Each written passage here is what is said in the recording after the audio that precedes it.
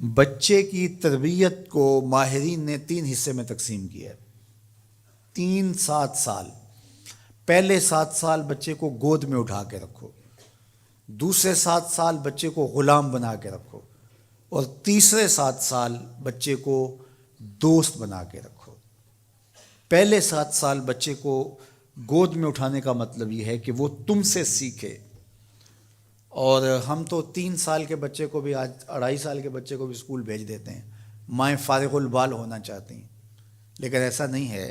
یہ ہماری فکری لغزش ہے کہ بچے کو اتنی جلدی اسکول بھیج دیا، اور جب ماں سے سیکھنا تھا تو وہ وقت ضائع کر دیا۔ آج بھی جاپان میں 7-8 سال کا بچہ اسکول جاتا ہے، اور آج بھی کچھ اور ممالک کے اندر بھی انہوں نے یہ طے کر دیا ہے کہ 7 سال سے پہلے بچہ اسکول نہ جائے، تو وہ گھر میں بیٹھ کے سیکھتا ہے۔ یہ اس کی تربیت کا مرحلہ ہے، اس کا یہ مرحلہ یہاں مکمل ہونا چاہیے۔ اس کے بعد جب وہ جائے گا تو اس کے قواعد مضبوط ہو چکیں گے اور وہاں جا کے سیکھے گا۔ یہ پہلا اس کا مرحلہ یہاں سیکھنے کا ہے۔ ظاہر ہے باپ تو وہ توجہ نہیں دے پاتا، تو ماں کو بھرپور توجہ بچے کی طرف دینی چاہیے۔ عمومی طور پہ ماضی میں مائیں اپنے بچوں کی تربیت میں انتہائی مبالغہ کرتی تھی اور بہت زیادہ محنت شاقہ کرتی تھی، چونکہ ان کی توجہات کا کوئی اور مرکز نہیں ہوا کرتا تھا، اور وہ سمجھتی تھی کہ ہمارا یہی کام ہے کہ ہم بچوں کی اچھی تربیت کر لیں، اور چند بچوں کی تربیت ہی ماں کی ذمہ داری ہے، اور یہ اگر احسن طریقے سے نبھا دے تو اس نے اپنا حصہ امت میں بھی ڈال دیا، معاشرت میں بھی ڈال دیا، اور قوم بنانے کے اندر بھی اپنا حصہ ڈال دیا۔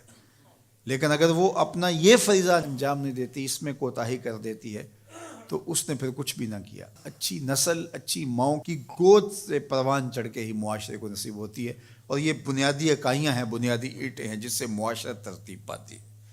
اس لیے یہ ماؤں کی ذمہ داری ہے۔ اور دوسرے 7 سال جو ہے وہ غلام بنا کے رکھو، مطلب کیا کہ ان پر احکام نافذ کرو۔ وہ از خود فیصلے نہیں کر پاتے اور اچھے نہیں کر پائیں گے، ان کے فیصلے تم کرو، ماں باپ۔ اور پھر اس کے بعد اگلے 7 سال جو ہیں وہ ان کو دوست بنا کے رکھو، چونکہ عموماً جو ہے وہ 14 سے 21 سال تک کی عمر کے بچے جو ہیں وہ دوستیوں سے، اطراف سے سیکھتے ہیں، چونکہ وہ اگرچہ تمیز نہیں رکھتے ہوتے پوری طرح، لیکن پھر بھی ان کی طبع یہ ہوتی ہے کہ وہ سمجھتے ہیں کہ ہم اطراف سے اچھا سیکھ سکتے ہیں، اور وہ بعض کا ماں باپ کو دقیانوس بھی سمجھنے لگ جاتے ہیں۔ تو اس وقت ماں باپ تھوڑی سی حکمت کے ساتھ ان کی دوستیوں پہ غور کریں کہ ان کی دوستیاں غلط لوگوں سے نہ ہوں۔ میرے اور آپ کے آقا مولا نے ارشاد فرمایا، المرء علی دین خلیلہ فلینظر احدکم من یخالل۔ ہر شخص اپنے دوست کے دین پہ ہوتا ہے، اور آپ دیکھیں کہ آپ کس سے دوستی کر رہے ہیں۔ اگر اس کا دین خراب ہوا، اعتقادات خراب ہوئے، نظریات خراب ہوئے، اس کے اعمال اور اخلاقیات خراب ہوئے، تو اس کا رنگ آپ کے اوپر چڑھ جائے گا۔ اور رومی نے اس کو اپنے انداز میں کہا، تا توانی دور شو از یار بد، یار بد بدتر بود از مار بد، کہ جہاں تک ممکن ہو برے یار کی صحبت سے بچ کے رہنا۔ کہا کہ برا جو دوست ہوتا ہے، برا یار ہوتا ہے، وہ برے سانپ سے بھی برا ہوتا ہے۔ کہا کیوں؟ اس لیے کہا جب سانپ لڑتا ہے تو جان لیتا ہے، برا یار لڑتا ہے تو ایمان لیتا ہے۔ اس لیے صحبت سالے ترا سالے کنن، صحبت تالے ترا تالے کنن۔ اچھے شخص کی صحبت تجھے نیک بنا دے گی، برے شخص کی صحبت تجھے برا بنا دے گی۔ شیخ سعدی فرماتے ہیں، میں حمام میں گیا تو وہاں کسی نے مٹی رکھی تھی، تو میں نے اس کو اٹھایا تو اس سے مہک آ رہی تھی، میں مست ہونے لگا اس کی دل آویز خوشبو سے۔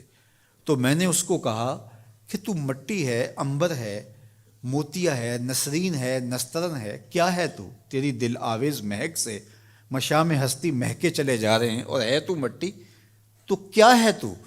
تو اس مٹی نے، شیخ سعدی فرماتے، مجھے زبان حال سے جواب دیا کہ ہوں تو میں مٹی، مجھے اپنی اوقات نہیں بھولی، لیکن چند دن میں پھول کی صحبت میں رہی ہوں۔ جمال ہم نشیں در من اثر کر، وگرنہ من ہما خاکم کے ہستم۔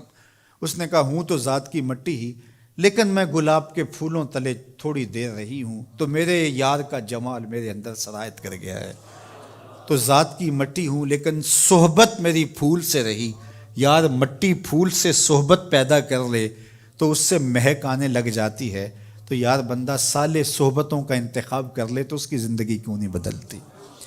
تو اپنی اولاد کو صالح لوگوں کے پاس بٹھانا سکھاؤ۔